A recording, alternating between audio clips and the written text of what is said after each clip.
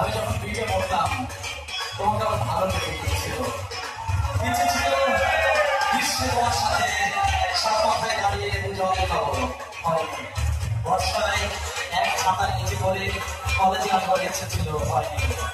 শরৎ গেল, হেমন্ত গেল, বসন্ত গেল, ক্রমে ক্রমে 10টি বছর পার হয়ে গেল, তবু বলা হলো না আমি তোমাকে ভালোবাসি। সত্যটা